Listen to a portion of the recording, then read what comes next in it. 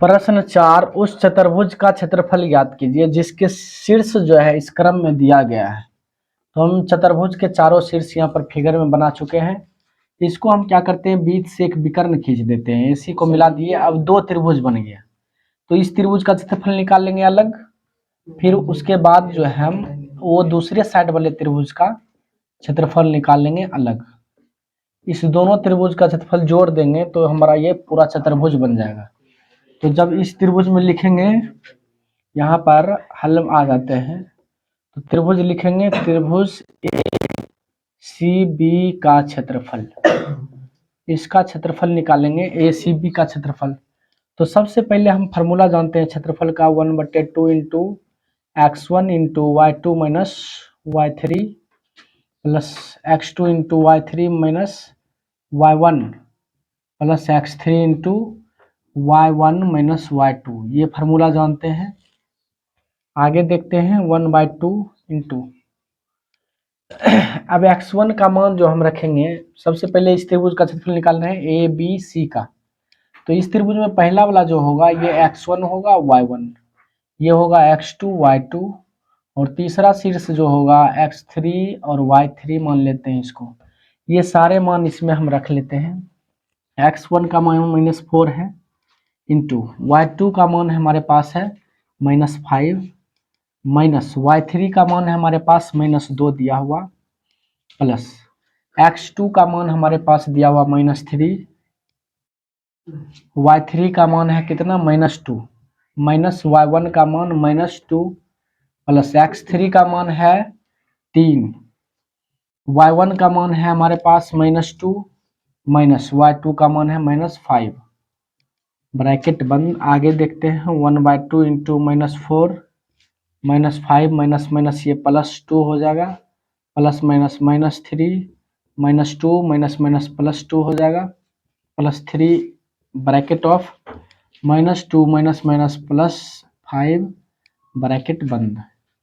अब देखते हैं 1/2 इंटू -4 -5 + 2 हो जाएगा हमारा -3, लेकिन बीच में गुना का चिन्ह देंगे, फिर -3 गुना ये -2 और +2 ये दोनों कट जाएगा, 0 हो जाएगा, +3 यहाँ पर 5 में 2 घटा देंगे, हमारे पास 3 बचेगा, 3 लिख दिए। अब आगे देखते हैं 1/2 इंटू, इसको माइनस माइनस प्लस कर देते हैं, और माइनस माइनस प्लस हो जाएगा, 4 तिया 12, यहाँ पर तो हम छोड़ देते हैं माइनस माइनस, यहाँ पर प्लस लिख देते हैं, माइनस माइनस +12, इसको 0 से गुना करेंगे तो पूरा 0 हो जाएगा, इसको छोड़ देते हैं हम, 3 तिया 9 लिख लेते हैं। अब आगे देखते हैं 12 9 21/2, इतना वर्ग इकाई हो गया हमारा पहला का क्षेत्रफल, एबीसी का क्षेत्रफल। अब दूसरा क्षेत्रफल हम देखते हैं, त्रिभुज ए सी डी का क्षेत्रफल। ए सी डी का क्षेत्रफल लिखेंगे तो फार्मूला हमारा यही होगा, ए सी डी में, इस त्रिभुज में, लेकिन ये मान सारे चेंज हो जाएगा, यहाँ से हम मिटा देते हैं। ये जो पहला हो जाएगा x1 y1, ये हो जाएगा हमारा x2 y2, और ये हो जाएगा x3 y3, ठीक है।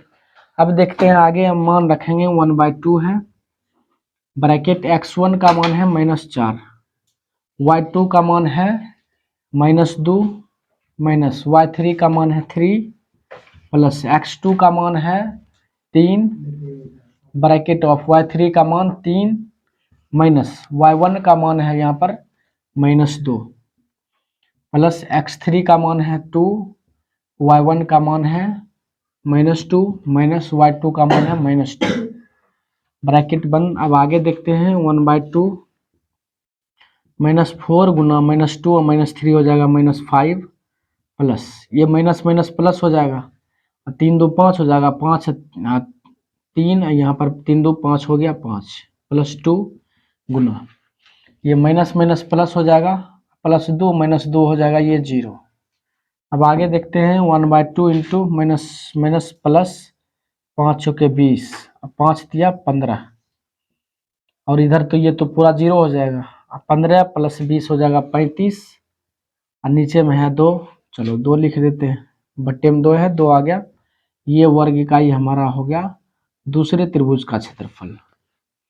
अब इसलिए हम चतुर्भुज का क्षेत्रफल निकालने लिखेंगे ए बी सी डी का क्षेत्रफल। ये पूरा चतुर्भुज है ना जी, चतुर्भुज का ए बी सी डी का क्षेत्रफल बराबर लिखेंगे त्रिभुज ए बी सी का क्षेत्रफल जोड़ त्रिभुज ए सी डी का क्षेत्रफल।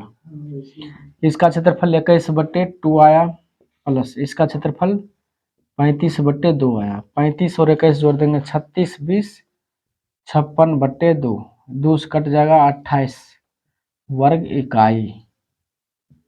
ये हमारा आ गया क्षेत्रफल चतुर्भुज का, पूरे चतुर्भुज का क्षेत्रफल।